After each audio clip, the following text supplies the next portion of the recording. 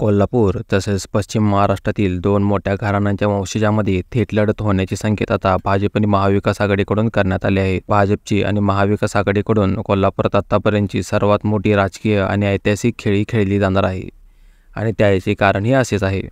जर व्हिडिओ आवडला तर लाईक करा आणि अशाच नवीन माहितीसाठी युनिव्हर्सल मंतन या चॅनलला सबस्क्राईब करा। भारतीय जनता पार्टी याला शह देण्यासाठी महाविकास आघाडीकडून कोल्हापूरच्या गादीचे वंशज शाहू महाराज छत्रपती यांना लोकसभेची उमेदवारी दिली जाण्याची दाट शक्यता आहे। असं असताना भाजप देखील कमी नाही।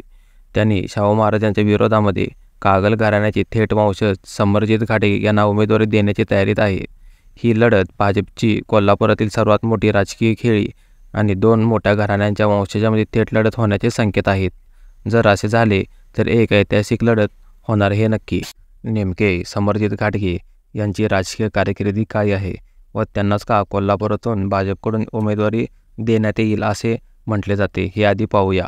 भाजप कोल्हापुरात महाविकास आघाडीचे उमेदवार शाहू महाराज यांना टक्कर देण्यासाठी राजर्षी शाहू महाराजांचे जनक घराण्याचे थेट वंशज समरजित घाटगे यांना निवडणुकीच्या रणांगणात उतरण्याची शक्यता आहे।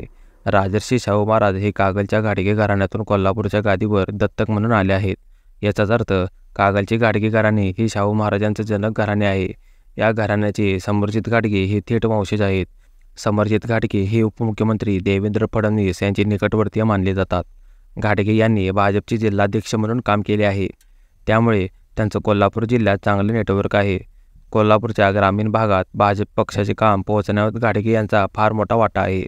घाटगे यांना उमेदवारी दिल्यास कागलसह अनेक विधानसभा मतदारसंघात महायुतीमधील मित्र पक्षांचा तिढा सुटणार आहे हे नक्की। कोल्हापूर लोकसभेसाठी महायुतीची ताकद वाढवण्यासाठी तसेच सध्या ताकदवर असलेल्या भाजपसमोर तेवढ्याच ताकदीचे उमेदवार तसेच नवा राजकीय डाव करत महाविकास आघाडीकडून कोल्हापूर लोकसभा मतदारसंघासाठी छत्रपती घराण्याचे कोल्हापूर गादीचे वंशज शाहू महाराज छत्रपती यांना उमेदवारी दिली जाण्याची दाट शक्यता आहे।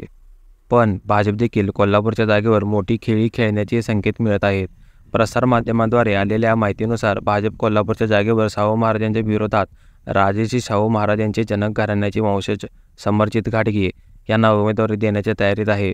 भाजपच्या वरिष्ठ पातळीवर घाटगेंच्या उमेदवारीचे प्रयत्न सुरू आहेत, त्यामुळे भाजपची ही मोठी राजकीय खेळी असल्याचे मानले जाते। या सर्व घटनेवर काँग्रेसचे आमदार सतेज पाटील यांनी प्रतिक्रिया दिली आहे।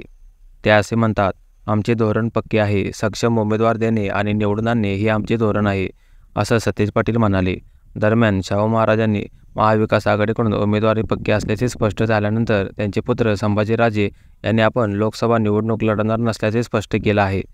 यामुळे सतेज पाटील यांनी संभाजीराजे यांचे आभार मानले आहेत। संभाजीराजे यांचं मनपूर्वक धन्यवाद। त्यांनी घर म्हणून त्यांची जबाबदारी होती आणि तसाच चांगला निर्णय त्यांनी घेतला आहे।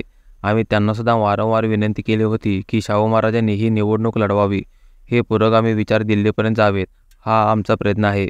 शाहू महाराजांवर टीका करणाऱ्यावर त्यांच्या बुद्धीची कीव येते।